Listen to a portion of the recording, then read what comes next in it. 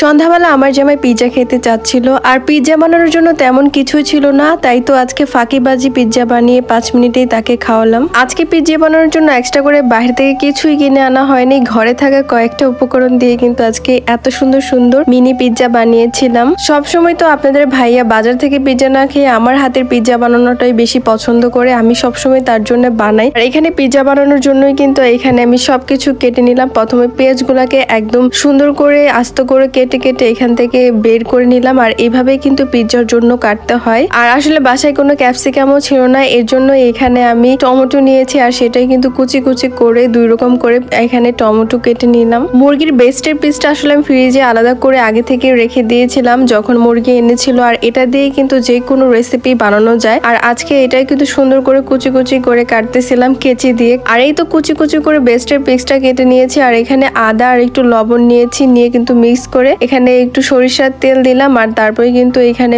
মাংসগুলো একটু ভেজে নিয়েছিলাম। আজকে আপনাদের এমন একটা সাবান দেখাবো যেটা নাকি গাজর দিয়ে তৈরি, আর এই সাবানটা ইউজ করলে তো আপনাদের বডি আর ফেস দুইটাই কিন্তু একদম ধবধবে ফর্সা হবে। হোয়াইট অরা মিরাকেল ক্যারেট স্যুপটা কিন্তু থাইল্যান্ডের একটা জনপ্রিয় স্যুপ। এটা কিন্তু একদমই ন্যাচারাল এবং হার্বাল উপাদান দিয়ে তৈরি, যার কারণে আপনাদের স্কিনটাকে একদম ডিপলি ক্লিন করবে আর স্কিনটাকে অনেক বেশি ব্রাইটও করবে। তাই এখনই এই স্যুপটা অর্ডার করতে কাকলি বিজনেস শপে নক করুন। তাদের পেজ লিঙ্কটা কিন্তু ডিসক্রিপশনে মেনশন করা থাকবে, আর স্ক্রিনে থাকা এই হোয়াটসঅ্যাপ নাম্বার থেকেও কিন্তু এই স্যুপটা অর্ডার করতে পারেন। যখন ভাজা ভাজা হয়ে গেছে তখন এর মধ্যে দিলাম গোলমরিচের গুঁড়া, দিলাম সামান্য, আর একটু দিলাম জয়ত্রী গুঁড়া। দুইটাই কিন্তু আমার ঘরে আগে থেকেই ছিল। আর তার মধ্যে দিয়ে দিলাম একটু সয়া সস আর একটু টমেটো সস। আর এই তো মুরগিটা কিন্তু সুন্দর করে ভাজা ভাজা হয়ে গেছে, এখন একটা বাটিতে উঠায় রাখলাম। আর ব্রেড তো আগে থেকে আনা ছিল, আর ব্রেড গুলা কিন্তু এখানে 4টা ব্রেড নিলাম, আর টমেটো সস কিন্তু একদম 4টা ব্রেডের মধ্যে সুন্দর করে দিয়ে দিলাম, আর চামচ দিয়ে একটু ব্রেড গুলার মধ্যে টমেটো সসটা একদম সুন্দর করে ছড়াই দিলাম। তারপর এই তো টমেটো পেঁয়াজ সবকিছুই কিন্তু সুন্দর করে সাজিয়ে দিচ্ছিলাম, তার মধ্যে দিয়ে দিলাম ভেজে রাখা এই মাংসগুলা, আর এই তো সুন্দর করে একদম সবগুলা ব্রেডে সাজাইছি। আর উপর দিয়ে কিন্তু সুন্দর করে আমি মজারেলা চিজও দিয়ে দিচ্ছিলাম, আর এই চিজটা কিন্তু আমার আগে থেকেই আনা ছিল, কারণ আমি যেহেতু মাঝে মাঝে এই পিৎজাটা বানাই, যার কারণে আমার এই সব আইটেম আগে থেকেই ঘরের মধ্যে থাকে।